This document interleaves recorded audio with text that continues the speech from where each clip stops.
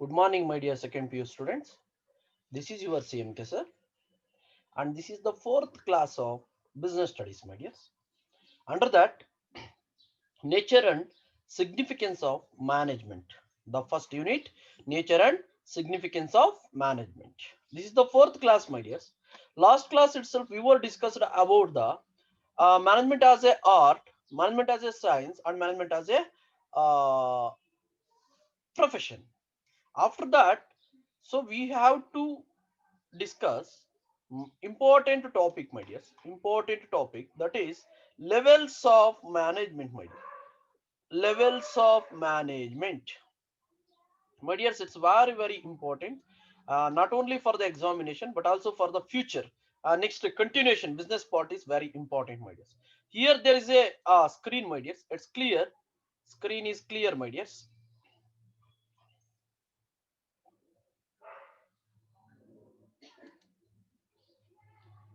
Alright, my dears.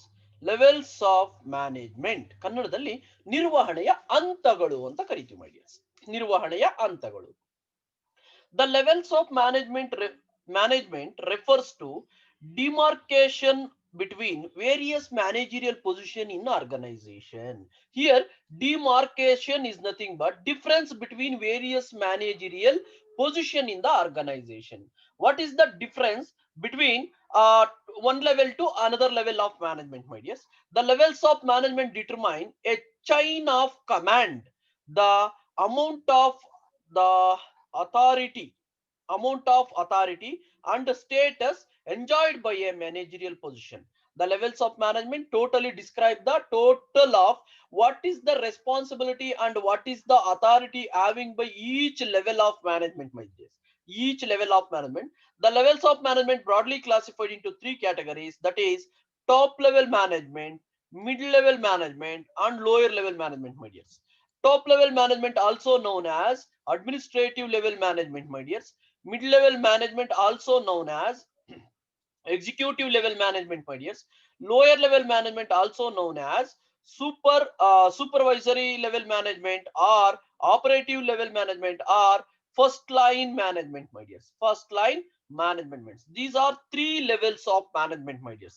Levels of management, there is no question for what is meant by levels of management. There are three levels of management, that is top level management, mid level management, and lower level management, my dears. Here there is a beautiful diagram, my dears. Very important, my dears. Practical question. There is a practical question arising for 5 marks, my dears.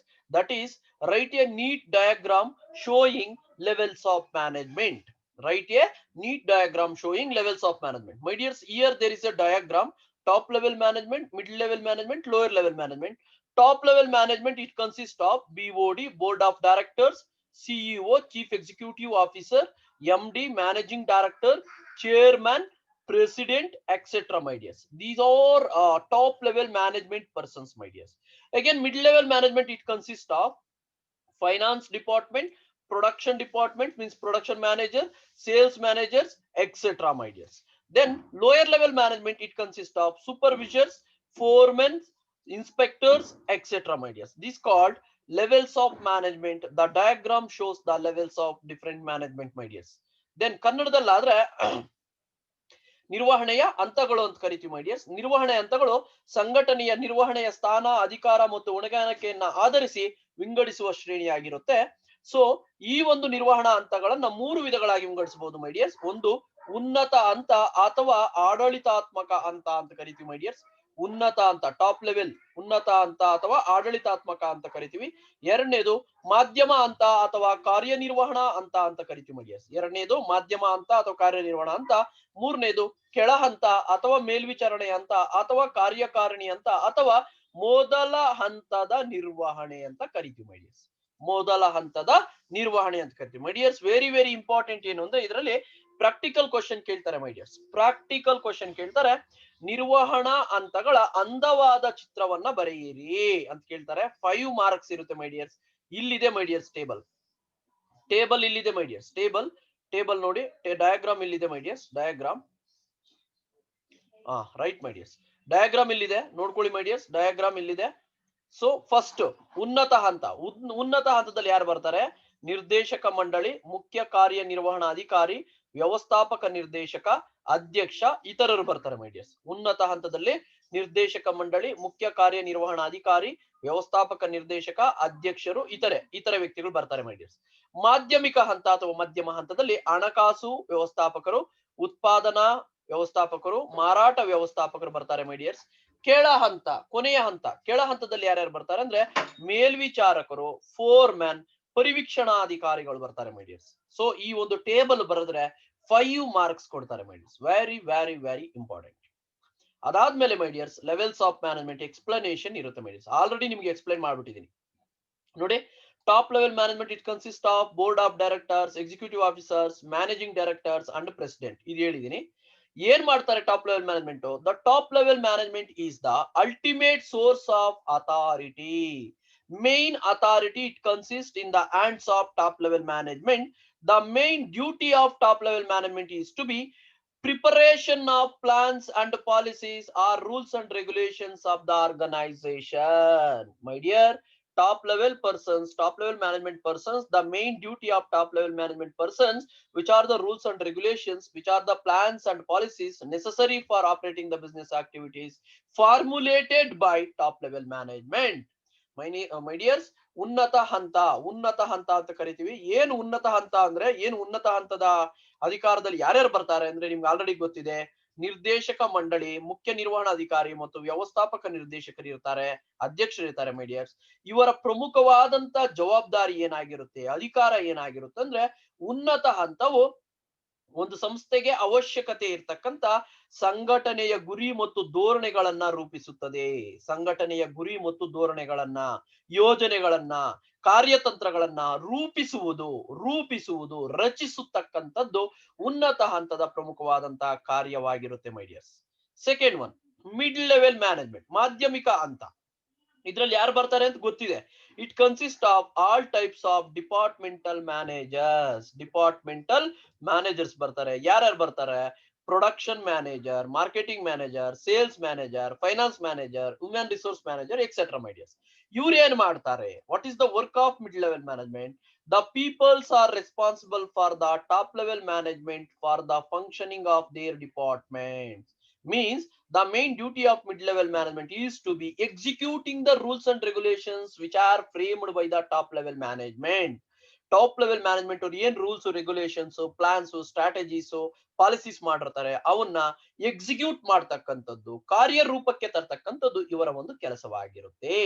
ಮಾಧ್ಯಮಿಕ ಹಂತದಲ್ಲಿ ಶಾಖಾ ವ್ಯವಸ್ಥಾಪಕರು, ಇಲಾಖಾ ವ್ಯವಸ್ಥಾಪಕರು ಬರ್ತಾರೆ ಮೈ dears. ಯಾವ್ಯಾವ ಇಲಾಖೆ ಬರಬಹುದು ಅಂದ್ರೆ ಹಣಕಾಸಿನ ಇಲಾಖೆ ವ್ಯವಸ್ಥಾಪಕರು ಬರ್ತಾರೆ, ಉತ್ಪಾದನಾ ಇಲಾಖಾ ವ್ಯವಸ್ಥಾಪಕರು ಬರ್ತಾರೆ, ಮಾರಾಟ ಇಲಾಖಾ ವ್ಯವಸ್ಥಾಪಕರು ಬರ್ತಾರೆ, ಮತ್ತೆ ಮಾನವ ಸಂಪನ್ಮೂಲ ಇಲಾಖಾ ವ್ಯವಸ್ಥಾಪಕರು ಬರ್ತಾರೆ. ಆದ್ರೆ ಇವರ ಜವಾಬ್ದಾರಿ ಏನಿರುತ್ತೆ ಅಂದ್ರೆ ಉನ್ನತ ಹಂತದ ವ್ಯಕ್ತಿಗಳು ರೂಪಿಸಿರುವಂತಹ ಸಂಘಟನಾತ್ಮಕ ಮತ್ತು ನಿರ್ದೇಶನ ಮಾಡಿರತಕ್ಕಂತ ಕಾರ್ಯ ಚಟುವಟಿಕೆಗಳನ್ನ ಕಾರ್ಯರೂಪಕ್ಕೆ ತರುವಂತದ್ದು. ಕಾರ್ಯಗಳಿಗೆ ಮೀಸಲಿಡ್ತಾರೆ, ಕಾರ್ಯರೂಪಕ್ಕೆ ತರ್ತಕ್ಕಂಥದ್ದು ಈ ಒಂದು ಮಾಧ್ಯಮಿಕ ಹಂತದ ಒಂದು ಜವಾಬ್ದಾರಿಯಾಗಿರುತ್ತೆ. ಅದೇ ರೀತಿ ಮೈ ಡಿಯರ್ಸ್, ಅದೇ ರೀತಿ ಲೋಯರ್ ಲೆವೆಲ್ ಮ್ಯಾನೇಜ್ಮೆಂಟ್, ಕೆಳ ಹಂತ ಯಾರ್ಯಾರು ಬರ್ತಾರೆ ಅಂತ ಗೊತ್ತಿದೆ. Lower level also known as supervisory operating level management. It consist of supervisors, ಫೋರ್ಮ್ಯಾನ್, section officers, inspectors, etcetera my dears. The main duty of lower level management is adoption and implementation of rules and regulations which can be executed by mid-level management. Clear ಇದೆ, explain ಬೇಡ. The which are executed by mid-level management, such works should be adopted and implementation by low-level management. ಮಾಧ್ಯಮಿಕ ಹಂತದ ವ್ಯಕ್ತಿಗಳು ಏನು ಕಾರ್ಯರೂಪಕ್ಕೆ ತರ್ತಾರೆ, ಕಾರ್ಯ ಚಟುವಟಿಕೆಗಳನ್ನ ಕಾರ್ಯರೂಪಕ್ಕೆ ತರ್ತಾರೆ, ಆ ಒಂದು ಕಾರ್ಯ ಚಟುವಟಿಕೆಗಳನ್ನ ಕಾರ್ಯನಿರ್ವಹಿಸುವ ಮತ್ತು ನಿಯಂತ್ರಿಸುವ ಕಾರ್ಯವನ್ನ ಈ ಒಂದು ಕೆಳ ಹಂತದ ವ್ಯಕ್ತಿಗಳು ನಿರ್ವಹಿಸ್ತಾರೆ. ಇದರಲ್ಲಿ ಕಾರ್ಮಿಕರು ಇರ್ತಾರೆ, ವಿಭಾಗೀಯ ಅಧಿಕಾರಿಗಳು ಇರ್ತಾರೆ, ಮೇಲ್ವಿಚಾರಕರು ಇರ್ತಾರೆ, ಅಧೀಕ್ಷಕರು ಇರ್ತಾರೆ. ಇವರು ನಿರ್ದೇಶಿಸುವ, ಮಾಧ್ಯಮಿಕ ಹಂತದವರು ನಿರ್ದೇಶಿಸುವ ಹಾಗೂ ನಿಯಂತ್ರಿಸುವ ಕಾರ್ಯವನ್ನ ನಿರ್ವಹಿಸುತ್ತಾರೆ. That is lower level management. My dears, there are 3 levels. That is, first one top level management, second one is mid level management, third one is lower level management, my dears. Then very important for section C, my dears, functions of management. Functions of management. My dear, first English ಅಲ್ಲಿ explain ಮಾಡುತ್ತೆ. ನಿರ್ವಹಣೆಯ ಕಾರ್ಯಗಳು ಅಂತ ಕರಿತೀವಿ my dears. ನಿರ್ವಹಣೆಯ ಕಾರ್ಯಗಳು very very important my dears. ನಿರ್ವಹಣೆಯ ಕಾರ್ಯಗಳು. Management has been described as social process. It involves the responsibility for making economical, effective planning and regulating of operations for organization to fulfill given purpose. Irli, my dears, no problem. According to Luther Gulick, my dears, according to Luther Gulick, very important, my dears, keltare, as given a keyword post carb. My dears, keltare, explain what is meant by post carb anta keltare, my dears. Explain post carb anta keltare, ಜ್ಞಾಪಕ ಇಟ್ಕೊಳ್ಳಿ. ಪೋಸ್ಡ್ ಕಾರ್ಬನ್ನ ವಿಸ್ತರಿಸಿ ಅಂತ ಕೇಳ್ತಾರೆ. P stands for planning my dears. P stands for planning. O stands for organising. S stands for staffing. D stands for directing. CO co stands for coordination or coordinating. R stands for reporting. My dears. B stands for budgeting, my dears. B stands for budgeting. My dears, explain one marks keltare. Explain post carb. Kannada medium ಅವರು English medium ಅಲ್ಲೂ explain ಮಾಡಬಹುದು. P for planning, O for organizing, staffing, directing, coordination, reporting and budgeting. my dears, one mark keltare. But the most widely accepted classification of management functions given by Kuntz and O'Donnell. But ನಾವು common ಆಗಿ ಜಾಸ್ತಿ management functions ನ ಯಾರು ಹೇಳಿರೋ ತರ accept ಮಾಡ್ತೀವಿ ಅಂದ್ರೆ Coons ಮತ್ತು ಓಡೆನಲ್ ಅವ್ರು ಹೇಳಿರೋ ಪ್ರಕಾರ ಮಾಡ್ತೀವಿ. ಅವ್ರು ಹೇಳಿರೋದು ಯಾವ್ಯಾವುದು ಅಂದ್ರೆ planning my dears, organising, staffing, directing and controlling. Very very very very very very important my dears. ಯಾಕೆ ವೆರಿ ವೆರಿ ಯೂಸ್ ಮಾಡ್ತಿದ್ದೀನಿ ಅಂದ್ರೆ ಮೈ ಡಿಯರ್ಸ್ ಮುಂದಿನ ಚಾಪ್ಟರ್ಗಳು ಮೈ ಡಿಯರ್ಸ್. ನೆಕ್ಸ್ಟ್ ಚಾಪ್ಟರ್ಗಳು ಮೈ ಡಿಯರ್ಸ್ ಎಲ್ಲವೂ ಚಾಪ್ಟರ್ಗಳೇ. ಈಸಿಯಾಗಿ ಜ್ಞಾಪಕ ಇಟ್ಕೋಬೇಕು, ಯಾಕಂದ್ರೆ ಚಾಪ್ಟರ್ ನೇಮ್ ಅಲ್ವಾ, ಈಸಿಯಾಗಿ ಜ್ಞಾಪಕ ಇಟ್ಕೋಬಹುದು. ಕೂನ್ಸ್ ಅಂಡ್ ಓಡೆನಲ್ ರವರ ಪ್ರಕಾರ ಮೈ ಡಿಯರ್ಸ್, ಕೂನ್ಸ್ ಮತ್ತು ಓಡೆನಲ್ ರವರ ಪ್ರಕಾರ ಏನಂತ ಈ ಒಂದು ಮ್ಯಾನೇಜ್ಮೆಂಟ್ ಫಂಕ್ಷನ್ಸ್ ನ ಯಾವ ತರ ಡಿವೈಡ್ ಮಾಡ್ತೀವಿ ಅಂದ್ರೆ my dears planning, organising, staffing, directing and controlling ಅಂತ ಕನ್ಸಿಡರ್ ಮಾಡ್ತೀವಿ ಮೈ ಡಿಯರ್ಸ್. ಅಂಡ್ ಕಂಟ್ರೋಲಿಂಗ್ ಅಂತ ಕನ್ಸಿಡರ್ ಮಾಡ್ತೀವಿ my dears. So these are the functions of maximum functions of management ಅಂದಾಗ ಇವು ಬರುತ್ತೆ ಮೈ ಡಿಯರ್ಸ್. ಯಾವ್ಯಾವ್ದು ಬರುತ್ತೆ? Planning my dears, organising, staffing, directing and controlling my dears. And controlling ಇವುಗಳನ್ನ ನಾವೇನಂತ ಕರಿತೀವಿ? ಫಂಕ್ಷನ್ಸ್ ಆಫ್ ಮ್ಯಾನೇಜ್ಮೆಂಟ್ ಅಂತ ಕರಿತೀವಿ my dears. Functions of management. Next ಏನು ಜ್ಞಾಪಕ ಇಟ್ಕೊಳ್ಳೋದೇನು ನೀಡ್ ಇರಲ್ಲ ಮೈ ಡಿಯರ್ಸ್, ಯಾಕಂದ್ರೆ ಜ್ಞಾಪಕ ಇರುತ್ತೆ. ಯಾಕೆ ಜ್ಞಾಪಕ ಇರುತ್ತೆ ಅಂದ್ರೆ ಇವೆಲ್ಲ ನೆಕ್ಸ್ಟ್ ಚಾಪ್ಟರ್ಗಳು my dears, chapters names my dears. ನೋಡಿ ಮೈ ಡಿಯರ್ಸ್, ಡಯಾಗ್ರಾಮ್ ಹಾಕಿದೀನಿ. Management functions diagram. ಪ್ಲಾನಿಂಗ್ ಇಂದ ಏನಾಗುತ್ತೆ? ಆರ್ಗನೈಸಿಂಗ್ ಇಂದ ಸ್ಟಾಫಿಂಗ್ ಬರುತ್ತೆ, ಸ್ಟಾಫಿಂಗ್ ಇಂದ ಡೈರೆಕ್ಟಿಂಗ್ ಇಂದ ಕಂಟ್ರೋಲಿಂಗ್, ಮುಗ್ದೋಗುತ್ತೆ management. This is the diagram my dears. ನಿರ್ವಹಣೆಯ ಕಾರ್ಯಗಳು ಅಂತ ಕರಿತೀವಿ ಮೈ ಡಿಯರ್ಸ್. ನಿರ್ವಹಣೆಯ ಕಾರ್ಯಗಳನ್ನ ಬೇರೆ ಬೇರೆ ನಿರ್ವಹಣಾ ತಜ್ಞರು ಬೇರೆ ಬೇರೆ ರೀತಿಯಲ್ಲಿ ವಿವರಿಸಿರ್ತಾರೆ ಮೈ ಡಿಯರ್ಸ್, ವಿಂಗಡಿಸಿರ್ತಾರೆ. ಹೆನ್ರಿ ಪಯಲ್ ರವರ ಪ್ರಕಾರ, ವೆರಿ ಇಂಪಾರ್ಟೆಂಟ್ ಮೈ ಡಿಯರ್ಸ್, ಪ್ರಕಾರ ನಿರ್ವಹಣೆಯು ಸಂಘಟಿಸಲು, ನಿರ್ಧರಿಸಲು ಮತ್ತು ನಿಯಂತ್ರಣ, ಮುಂದಾಲೋಚಿಸುವುದು, ಯೋಜಿಸುವುದಾಗಿದೆ. ಇರ್ಲಿ, ಇದು ಫಸ್ಟ್ ನೋಡಿ ಮೈ ಡಿಯರ್ಸ್. ಲೂಥರ್ ಗುಲಿಕ್ ರವರ ಪ್ರಕಾರ ಪೋಸ್ಟ್ ಕಾರ್ಬ್ ಆಲ್ರೆಡಿ ಎಕ್ಸ್ಪ್ಲೈನ್ ಮಾಡ್ಬಿಟ್ಟಿದ್ದೀನಿ ಮೈ ಡಿಯರ್ಸ್. ಪಿ ಅಂದ್ರೆ ಯೋಜಿಸುವುದು, ಅಲ್ಲೇ ಇಂಗ್ಲಿಷ್ ಅಲ್ಲಿ ಹೇಳಿದ್ರೆ ಕನ್ನಡ ಅಷ್ಟೇ. ಪಿ ಅಂದ್ರೆ ಯೋಜಿಸುವುದು, ಯೋಜನೆಯನ್ನ ಸಿದ್ಧಪಡಿಸುವುದು ಮೈ ಡಿಯರ್ಸ್. ಪಿ ಅಂದ್ರೆ. ಓ ಅಂದ್ರೆ ಸಂಘಟಿಸುವುದು, ಎಲ್ಲವೂ ಚಾಪ್ಟರ್ಗಳ name my dears, don't worry. S ಅಂದ್ರೆ ಸಿಬ್ಬಂದಿ ವ್ಯವಸ್ಥೆ ಅಥವಾ ಸಿಬ್ಬಂದಿ ನೇಮಕಾತಿ ಮೈ ಡಿಯರ್ಸ್. ಡಿ ಅಂದ್ರೆ ನಿರ್ದೇಶಿಸುವಿಕೆ, ಡೈರೆಕ್ಷನ್ ಅಂತ ಕರಿತೀವಿ ಮೈ ಡಿಯರ್ಸ್. CO ಅಂದ್ರೆ ಸಮನ್ವಯತೆ, ಕೋಆರ್ಡಿನೇಷನ್ ಅಂತ ಕರಿತೀವಿ ಮೈ ಡಿಯರ್ಸ್. ಆರ್ ಅಂದ್ರೆ ವರದಿ ಮಾಡುವಿಕೆ ಅಥವಾ ವರದಿ ಸಲ್ಲಿಸುವಿಕೆ ಅಂತ ಕರಿತೀವಿ ಮೈ ಡಿಯರ್ಸ್. ವರದಿ ಸಲ್ಲಿಸುವಿಕೆ ಅಂತ ಕರಿತೀವಿ. Wait a minute my dears, wait a minute. ಅದೇ ರೀತಿ ಬಿ ಅಂದ್ರೆ ಅಂದಾಜು ಪತ್ರ ತಯಾರಿಸುವಿಕೆ, ಬಜೆಟಿಂಗ್. ಇದು POSDCORB explanation my dears. Koontz ಮತ್ತು ಓಡೆನಲ್ ಅವರು ವಿಂಗಡಿಸಿರುವ ನಿರ್ವಹಣಾ ಕಾರ್ಯಗಳನ್ನು ಸಾರ್ವತ್ರಿಕವಾಗಿ ಎಲ್ಲರೂ ಒಪ್ಕೊಳ್ತಾರೆ ಮೈ ಡಿಯರ್ಸ್. ಅವ್ಯಾವು ಅಂದ್ರೆ ಹೇಳದ್ನಲ್ಲ, ಯೋಜನೆಯನ್ನ ಸಿದ್ಧಪಡಿಸುವುದು ಅಥವಾ ಯೋಜಿಸುವಿಕೆ ಅಂತ ಕರಿತೀವಿ, ಸಂಘಟಿಸುವಿಕೆ ಅಂತ ಕರಿತೀವಿ, ಸಿಬ್ಬಂದಿ ನಿಯೋಜನೆ ಅಥವಾ ಸಿಬ್ಬಂದಿ ನೇಮಕಾತಿ, ನಿರ್ದೇಶನ ಮತ್ತು ನಿಯಂತ್ರಣ ಮೈ ಡಿಯರ್ಸ್. ಇದು ಮೈ ಡಿಯರ್ಸ್. ಇವುಗಳನ್ನ ನಾವೇನಂತ ಕರಿತೀವಿ? ನಿರ್ವಹಣೆಯ ಪ್ರಮುಖವಾದಂತಹ ಕಾರ್ಯಗಳು ಅಂತ ಕರಿತೀವಿ ಮೈ ಡಿಯರ್ಸ್. ನಿರ್ವಹಣೆಯ ಕಾರ್ಯಗಳು ಅಂತ ಕರಿತೀವಿ ಮೈ ಡಿಯರ್ಸ್. ಯಾವುದು? ಒಂದನೇದು ಯೋಜಿಸುವಿಕೆ, ಎರಡನೇದು ಸಂಘಟಿಸುವಿಕೆ, ಮೂರನೇದು ಮೈಡಿಯರ್ಸ್, ಮೂರನೇದು ಸಿಬ್ಬಂದಿ ನೇಮಕಾತಿ, ನಾಲ್ಕನೇದು ನಿರ್ದೇಶನ, ಐದನೇದು ಬಂದು ನಿಯಂತ್ರಣ ಮೈಡಿಯರ್ಸ್, ನಿಯಂತ್ರಣ ಅಂತ ಕರಿತೀವಿ ಮೈಡಿಯರ್ಸ್. ಇವು ಸಾಮಾನ್ಯವಾಗಿ ನಿರ್ವಹಣೆಯ ಕಾರ್ಯಗಳು ಅಂತ ಕರಿತೀವಿ. ಸಾಮಾನ್ಯವಾಗಿ ನಿರ್ವಹಣೆಯ ಕಾರ್ಯಗಳು ಯಾಕೆಂದ್ರೆ ಎಲ್ಲಾರು ಸಾರ್ವತ್ರಿಕವಾಗಿ ಒಪ್ಕೊಳ್ತಕ್ಕಂತ ನಿರ್ವಹಣಾ ಕಾರ್ಯಗಳು ಯೋಜನೆ, ಸಂಘಟಿಸುವಿಕೆ, ಸಿಬ್ಬಂದಿ ನೇಮಕಾತಿ, ನಿರ್ದೇಶನ ಮತ್ತು ನಿಯಂತ್ರಣ ಮೈಡಿಯರ್ಸ್. ಅದರ ಡಯಾಗ್ರಾಮ್ ಇಲ್ಲಿದೆ ಮೈಡಿಯರ್ಸ್, ಇಂಗ್ಲಿಷ್ ಅಲ್ಲಿ ತೋರಿಸಿದ್ದೆ. ಯೋಜಿಸುವಿಕೆ, ಸಂಘಟಿಸುವಿಕೆ, ನೇಮಕಾತಿ, ನಿರ್ದೇಶಿಸುವಿಕೆ ಮತ್ತು ನಿಯಂತ್ರಿಸುವಿಕೆ ಮೈಡಿಯರ್ಸ್. ಇದು ಡಯಾಗ್ರಾಮ್ ಮೈಡಿಯರ್ಸ್. ಕೇಳಿದ್ರೆ ಬರೀರಿ, 5 ಮಾರ್ಕ್ಸ್. Next my dears, planning. ಯೋಜಿಸುವಿಕೆ ಎಂದರೇನು ಮೈಡಿಯರ್ಸ್? ಚಾಪ್ಟರ್ ಬಂದಾಗ್ಲೂ ಡಿಸ್ಕಸ್ ಮಾಡ್ತೀವಿ. ಫಸ್ಟ್ ಡೆಫಿನೇಷನ್ ಕೊಟ್ಬಿಟ್ಟಿದ್ದಾರೆ. According to Koontz and O'Donnell, planning ಅಂದ್ರೆ ಏನು ಅಂದ್ರೆ, planning is deciding in advance what to do, when to do, how to do my dears. ನೋಡಿ, planning means deciding in advance. What to do, when to do, how to do. It bridges the gap from where we are and where we want to be. Where we are and where we want to be. ಕನ್ನಡದಲ್ಲಿ explain ಮಾಡಿದ್ರೆ ಅರ್ಥ ಆಗ್ಬಿಡುತ್ತೆ. ಏನಂದ್ರೆ ಯೋಜನೆ ಅಂದ್ರೆ ಪೂರ್ವಭಾವಿಯಾಗಿ ಯೋಜನೆ ಮಾಡ್ತಕ್ಕಂಥ, ಯೋಜಿಸುವಿಕೆ ಅಂತಕ್ಕಂಥದ್ದು ಪೂರ್ವಭಾವಿಯಾಗಿ ಯೋಚಿಸ್ತಕ್ಕಂಥದ್ದು. ಏನ್ ಮಾಡಬೇಕು ಅಂತ ಯೋಚನೆ ಮಾಡೋದೇ ಯೋಜನೆ ಮೈಡಿಯರ್ಸ್. ಏನು ಯೋಜನೆ ಅಂದ್ರೆ ಏನನ್ನ ಮಾಡಬೇಕು, ಯಾವಾಗ ಮಾಡಬೇಕು, ಅರ್ಥ ಆಗ್ತಿದೆ? ಏನನ್ನು ಮಾಡಬೇಕು, ಯಾವಾಗ ಮಾಡಬೇಕು, ಮತ್ತೆ ಹೇಗೆ ಮಾಡಬೇಕು ಎಂಬುದನ್ನ ಪೂರ್ವಭಾವಿಯಾಗಿ ನಿರ್ಧರಿಸುವುದೇ ಯೋಜಿಸುವಿಕೆ. ಕನ್ನಡದಲ್ಲಿ ಹೇಳ್ಬಿಡ್ತಿದ್ದೀನಿ. ಏನನ್ನು ಮಾಡಬೇಕು, ಹೇಗೆ ಮಾಡಬೇಕು, ಯಾವಾಗ ಮಾಡಬೇಕು ಎಂಬುದನ್ನ ಪೂರ್ವಭಾವಿಯಾಗಿ ನಿರ್ಧರಿಸುವುದೇ ಯೋಜಿಸುವಿಕೆ. ಇದು ನಾವು ಎಲ್ಲಿದ್ದೇವೆ ಮತ್ತು ಎಲ್ಲಿರಬೇಕಾಗಿತ್ತು ಎಂಬುದರ ನಡುವಿನ ಅಂತರವನ್ನ ಸೇರಿಸುವ ಸೇತುವೆಯಾಗಿದೆ. ಇದು ಕೂನ್ಸ್ ಮತ್ತು ಓಡನಲ್ ರವರ ಪ್ರಕಾರ ವ್ಯಾಖ್ಯೆ ಮೈಡಿಯರ್ಸ್. ಇದು ವ್ಯಾಖ್ಯೆ ಮೈಡಿಯರ್ಸ್. ಈ ಚಾಪ್ಟರ್ ಬಂದ ಮತ್ತೆ ಡಿಸ್ಕಸ್ ಮಾಡ್ತೀವಿ, don't worry my dears. A plan is future course of action. It is an exercise in problem solving and decision making. It also helps in avoiding confusion, uncertainties, risks, wastage etcetera. Plan ಅಂತಕ್ಕಂಥ, ಯೋಜಿಸುವಿಕೆ ಅಂತಕ್ಕಂಥದ್ದು ಒಂದು ಸಾರ್ವತ್ರಿಕ ಬೌದ್ಧಿಕ ಕಾರ್ಯವಾಗಿದ್ದು, ಇದು ತಪ್ಪು ಕಲ್ಪನೆಗಳನ್ನ ನಿವಾರಿಸುವ, ಸಂಪನ್ಮೂಲಗಳ ಅಪವ್ಯಯವನ್ನು ಕಡಿಮೆ ಮಾಡತಕ್ಕಂತ, ಅನಿಶ್ಚಿತೆಯನ್ನು ಹೋಗಲಾಡಿಸುವ ಕಾರ್ಯನಿರತವಾಗಿದೆ.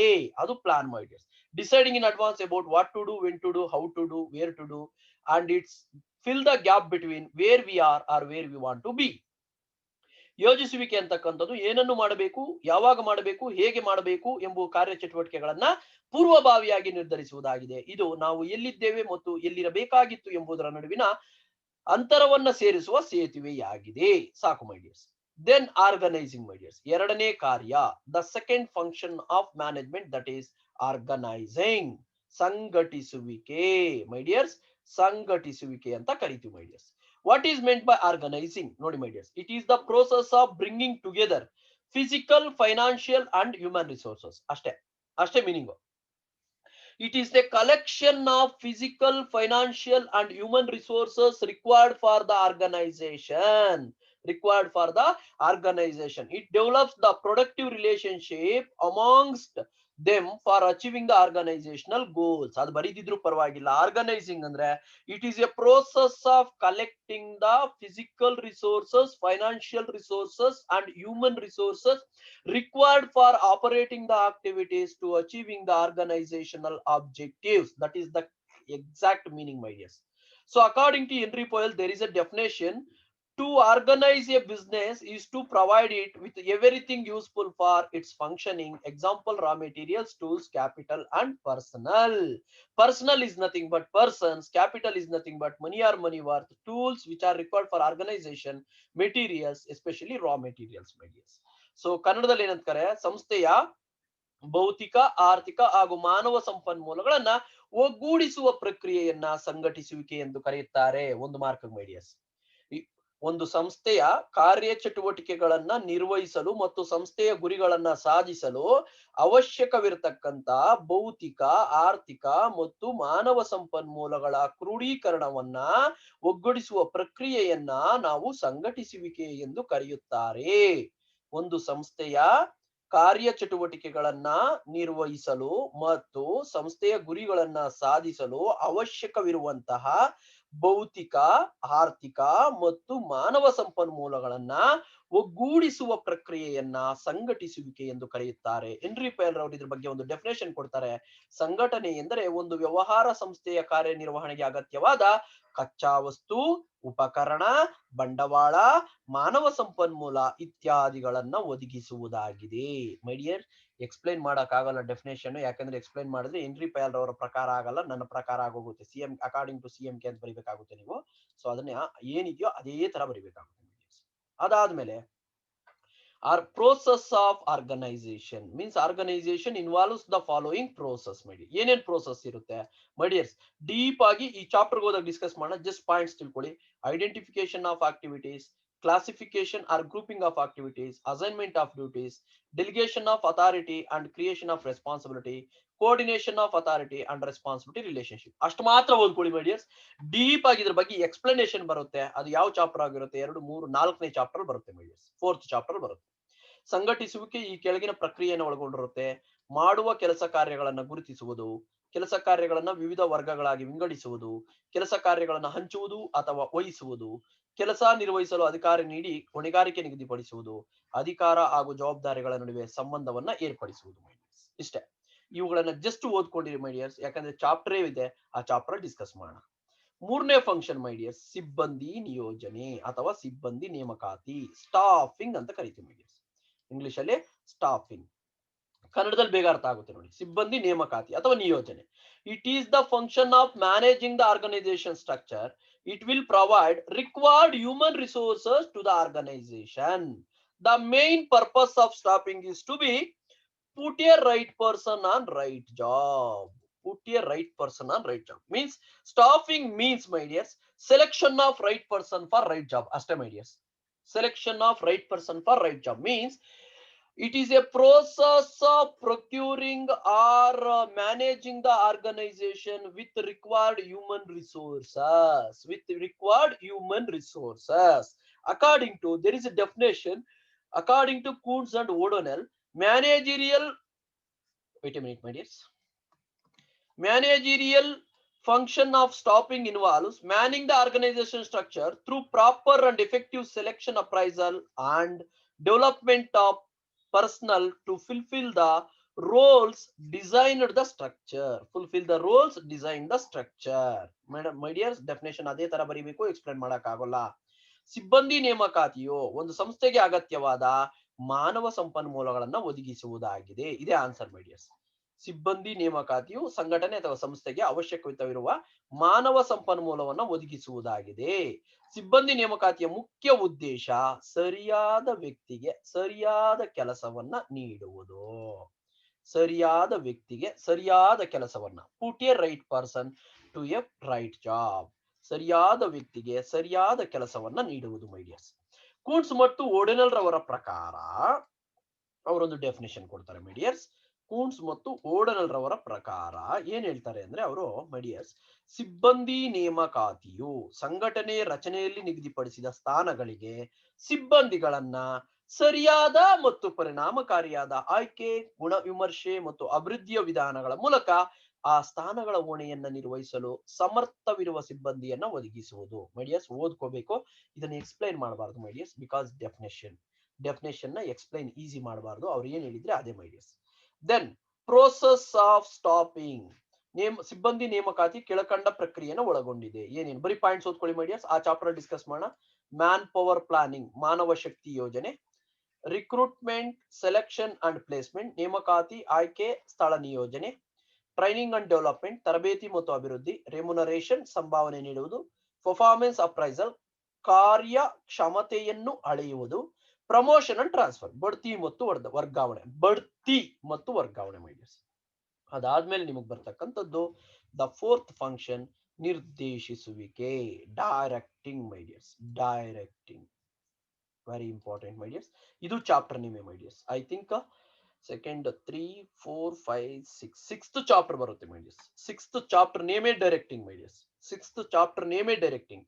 It is that part of managerial function which actuates the organizational methods, works efficiently for the achievement of organizational objectives.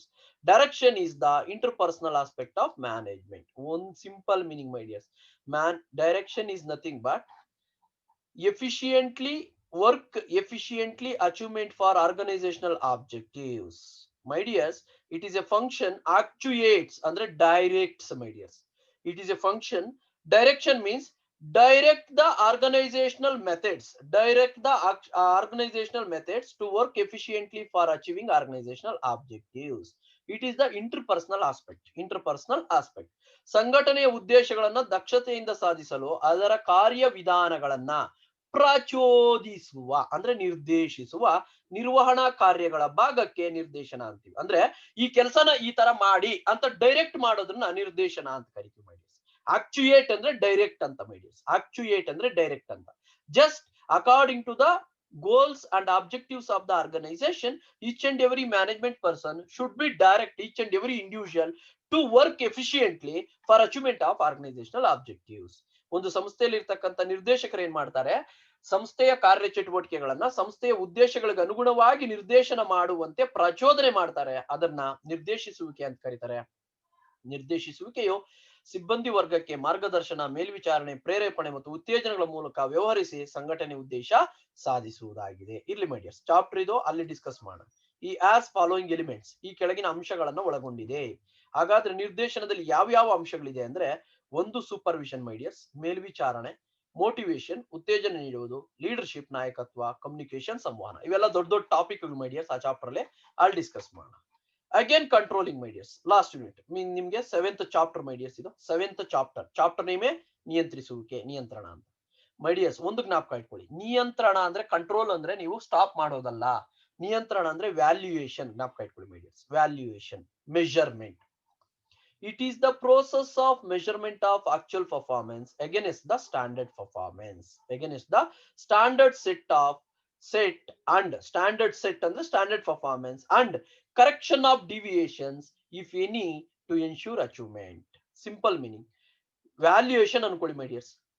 Controlling ಅಂದ್ರೆ ಏನ್ ಗೊತ್ತಾ, ವ್ಯಾಲ್ಯೂಯೇಷನ್ ಅನ್ಕೊಳ್ಳಿ. ವ್ಯಾಲ್ಯೂಯೇಷನ್ ಅಂದ್ರೆ ಏನ್ ಮಾಡ್ತೀವಿ, ಕರೆಕ್ಟ್ ಆಗಿ ಬರ್ದಿದ್ದೀರಿ ಇಲ್ವೋ ಚೆಕ್ ಮಾಡ್ತೀವಿ. ಅಂದ್ರೆ 100 ಮಾರ್ಕ್ಸ್ಗೆ ಎಕ್ಸಾಮ್ ಮಾಡಿರ್ತೀವಿ, 100 ಮಾರ್ಕ್ಸ್ಗೆ ಎಕ್ಸಾಮ್ ಮಾಡಿರ್ತೀವಿ ಮೈಡಿಯರ್ಸ್. 100ಕ್ಕೆ ನಿಮ್ದು ಎಷ್ಟು ಬಂದಿದೆ ನೋಡ್ತೀವಿ, ಎಲ್ಲಿ ತಪ್ಪುಗಳಿದ್ರೆ ಅದನ್ನ ಸರಿಪಡಿಸ್ತೀವಿ. ಅದನ್ನ ಕಂಟ್ರೋಲಿಂಗ್ ಅಂತ ಕರಿತೀವಿ my dears. It is the process of measuring the actual performance with the standard sets against the standard set and corrections of deviations means mistakes my dears. Mistakes idre sari madodu ಮತ್ತೆ if any ensure to achieve the organizational goals. ಯಾಕೆ correct ಮಾಡಬೇಕು ಅಂದ್ರೆ for the purpose of achieving organizational goals my dears. ನಿಯಂತ್ರಿಸುವಿಕೆ ಅಂದ್ರೆ ಏನು ಅಂದ್ರೆ ನೈಜ ಕಾರ್ಯ ಚಟುವಟಿಕೆಗಳನ್ನ, ಕಾರ್ಯ ತತ್ಪರತೆ ಅನ್ನೋದು ನಿಮಗೆ ಬರ್ಲಿಲ್ಲ, ಸರಿಯಾಗಿ ಓದ್ಕೊಳಕ್ ಆಗ್ಲಿಲ್ಲ ಅಂದ್ರೆ ಚಟುವಟಿಕೆಗಳನ್ನ ಅಂತ ಬರಿಬಹುದು ಮೈ ಡಿಯರ್ಸ್. ನೈಜ ಕಾರ್ಯ ಚಟುವಟಿಕೆಗಳನ್ನ ಪೂರ್ವ ನಿರ್ಧರಿತ ಮಾನಕಗಳೊಂದಿಗೆ ಮೆಜರ್ ಮಾಡಿ ವ್ಯತ್ಯಾಸಗಳಿದ್ದರೆ ಸರಿಪಡಿಸುವ ಪ್ರಕ್ರಿಯೆಯ ಮೂಲಕ ಸಂಘಟನೆಯ ಅಥವಾ ಸಂಸ್ಥೆಯ ಉದ್ದೇಶಗಳನ್ನ ಸಾಧಿಸುವುದು. ನಿಯಂತ್ರಿಸುವಿಕೆ ಅಂದ್ರೆ ನೈಜ ವ್ಯಕ್ತಿಗಳು ನಿರ್ವಹಿಸಿರ್ತಕ್ಕಂಥ ನೈಜ ಕಾರ್ಯಚಟುವಟಿಕೆಗಳನ್ನ ಪೂರ್ವ ನಿರ್ಧರಿತ ಕಾರ್ಯಚಟುವಟಿಕೆಗಳೊಂದಿಗೆ ಅಥವಾ ಮಾನಕಗಳೊಂದಿಗೆ ತುಲನೆ ಮಾಡಿ ವ್ಯತ್ಯಾಸಗಳಿದ್ರೆ ಸರಿಪಡಿಸ್ತಕ್ಕಂಥ ಪ್ರಕ್ರಿಯೆಯ ಮೂಲಕ ಸಂಸ್ಥೆಯ ಉದ್ದೇಶಗಳನ್ನ ಸಾಧಿಸ್ತಕ್ಕಂಥದ್ದನ್ನ ನಿಯಂತ್ರಣ ಅಂತ ಕರಿತೀವಿ ಮೈಡಿಯರ್ಸ್. ನಿಯಂತ್ರಣ ಅಂತ ಕರಿತೀವಿ. ಒಂದು ಉತ್ತಮ ನಿಯಂತ್ರಣ ಪದ್ಧತಿಯು ಭವಿಷ್ಯದಲ್ಲಿ ಸಂಭವಿಸಬಹುದಾದ ವ್ಯತ್ಯಾಸಗಳನ್ನ ಸಂಭವಿಸುವ ಪೂರ್ವದಲ್ಲಿ ನಿರೀಕ್ಷಿಸಿ ಆ ಮೂಲಕ ನಿಯಂತ್ರಿಸಬಹುದು. ಇರ್ಲಿ ಮೈಡಿಯರ್ಸ್ ಇಂಗ್ಲಿಷ್ ಅಲ್ಲಿ ಡೆಫಿನೇಷನ್ ಬಂದಿಲ್ಲ, ಕೂನ್ಸ್ ಅಂಡ್ ಓಡನ್ ನೋಟ್ಸ್ ಕೂಡ ಕೊಡ್ತೀನಿ ಮೈಡಿಯರ್ಸ್, ಮತ್ತೆ ಈ ಚಾಪ್ಟರ್ ಮಾಡೋಕೆ ಡಿಸ್ಕಸ್ ಮಾಡ್ಕೊಡ್ತೀನಿ. ಇಲ್ಲ ಡೆಫಿನೇಷನ್ ಇಲ್ಲ, ನಾನು ಕಂಟ್ರೋಲಿಂಗ್ ಚಾಪ್ಟರ್ ನೋಡಿ ಬರೆದು ನಿಮಗೆ ಕೊಡ್ತೀನಿ ಮೈಡಿಯರ್ಸ್. ನಿಯಂತ್ರಣವು ಸಿಬ್ಬಂದಿಗಳು ನಿರ್ವಹಿಸಲಾದ ಚಟುವಟಿಕೆಗಳನ್ನ ಯೋಜಿಸಿದ ಕ್ರಿಯೆಗಳಿಗೆ ಅನುಗುಣವಾಗಿಯೇ ಎಂಬುದನ್ನು ಖಚಿತಪಡಿಸಿಕೊಳ್ಳಲು ಅಳತೆ ಮಾಡುವುದು ಮತ್ತು ಸರಿಪಡಿಸುವುದು. ಇರ್ಲಿ ಮೈಡಿಯರ್ಸ್, ಇಂಗ್ಲಿಷ್ ಅಲ್ಲಿ ಕೊಟ್ಬಿಟ್ಟು ಎಕ್ಸ್ಪ್ಲೈನ್ ಮಾಡ್ತೀನಿ, ಕಂಟ್ರೋಲಿಂಗ್ ಚಾಪ್ಟರ್ ಅದು ಎಕ್ಸ್ಪ್ಲೈನ್ ಮಾಡ್ಕೊಡ್ತೀನಿ ಮೈಡಿಯರ್ಸ್, ಪ್ರಾಬ್ಲಮ್ ಇಲ್ಲ. Again process of controlling. ನಿಯಂತ್ರಣ ಕೆಳಕಂಡ ಹಂತಗಳನ್ನು ಒಳಗೊಂಡಿದೆ. First one, establishment of standard performance. ಕಾರ್ಯ ತತ್ಪರತೆಯ ಪ್ರಮಾಣ ನಿಗದಿಪಡಿಸುವುದು. ಫಾರ್ ಎಕ್ಸಾಂಪಲ್ ಮ್ಯಾಕ್ಸಿಮಮ್ ಐಡಿಯಾಸ್ ಎಷ್ಟಕ್ಕೆ ಮಾಡಬೇಕು ಅಂತ ಟೆಸ್ಟ್ 25 ಮಾರ್ಕ್ಸ್, 50 ಮಾರ್ಕ್ಸ್, 100 ಮಾರ್ಕ್ಸ್ ಅಂದ್ರೆ ಮ್ಯಾಕ್ಸಿಮಮ್ ಮಾರ್ಕ್ಸ್ ನ ಫಸ್ಟ್ ನಾವೇನ್ ಮಾಡ್ಬೇಕು, ಸ್ಟ್ಯಾಂಡರ್ಡ್ಸ್ ನ ಸೆಟ್ ಮಾಡಬೇಕು. Establishment of standards. Second one, measurement of actual performance. ಅದಾದ್ಮೇಲೆ ನೀವೆಷ್ಟು ಬರ್ದಿದ್ದೀರಾ ಅನ್ನೋದು ನೋಡ್ಬೇಕು. ನೈಜ ಕಾರ್ಯ ತತ್ಪರತೆಯನ್ನ, ನೈಜ ಕಾರ್ಯ ಚಟುವಟಿಕೆಗಳನ್ನ ಅಳೆಯುವುದು. Then comparison of actual performance with standard performance ಬೇಕಾದ್ರೆ ಅದನ್ನ ಮಾಡ್ಕೊಳ್ಳಿ my dears. Actual performance with standard performance. Wait a minute my dears. Actual performance with standard performance ಇರ್ಲಿ my dear, standard performance. So ನೈಜ ಕಾರ್ಯತತ್ಪರತೆಯನ್ನು ಪ್ರಮಾಣಗಳಿಗೆ ಹೋಲಿಸಿ ವ್ಯತ್ಯಾಸಗಳಿದ್ದರೆ ಕಂಡುಹಿಡಿಯುವುದು. Next, finding out deviations if any and take corrective actions. ಒಂದು ನಿಮಿಷ ಇರಿ. ನೈಜ ಕಾರ್ಯತತ್ಪರತೆಗಳನ್ನು ಪ್ರಮಾಣಗಳಿಗೆ ಹೋಲಿಸಿ ವ್ಯತ್ಯಾಸಗಳಿದ್ದರೆ ಕಂಡುಹಿಡಿಯುವುದು ಮತ್ತೆ ವ್ಯತ್ಯಾಸಗಳನ್ನ ಕ್ರಮ ವಹಿಸಿ ಸರಿಪಡಿಸುವುದು. ಮೈ ಡಿಯರ್ಸ್, ವ್ಯತ್ಯಾಸಗಳನ್ನು ವೇಟ್ ಎ ಮಿನಿಟ್. ವ್ಯತ್ಯಾಸಗಳನ್ನು ಕ್ರಮವಹಿಸಿ ಸರಿಪಡಿಸುವುದು ಮೈ ಡಿಯರ್ಸ್. ವ್ಯತ್ಯಾಸಗಳನ್ನ ಕ್ರಮವಹಿಸಿ ಸರಿಪಡಿಸುವುದು. ಇವು ನಿರ್ವಹಣೆಯ ಕಾರ್ಯಗಳು ಮೈ ಡಿಯರ್ಸ್. 5 ಕಾರ್ಯಗಳಿರುತ್ತೆ ಮೈ ಡಿಯರ್ಸ್. ಯೋಜಿಸುವಿಕೆ, ಸಂಘಟಿಸುವಿಕೆ, ಸಿಬ್ಬಂದಿ ನೇಮಕಾತಿ, ನಿರ್ದೇಶನ ಮತ್ತು ನಿಯಂತ್ರಣ my dears. After that we have coordination my dears. Wait a minute my dears. Coordination next class ಅಲ್ಲಿ ಎಕ್ಸ್ಪ್ಲೈನ್ ಮಾಡ್ಕೊಡ್ತೀನಿ my dears. Coordination next class ಅಲ್ಲಿ ನಾನು ಎಕ್ಸ್ಪ್ಲೈನ್ ಮಾಡ್ಕೊಡ್ತೀನಿ. Until take care my dears. Take care.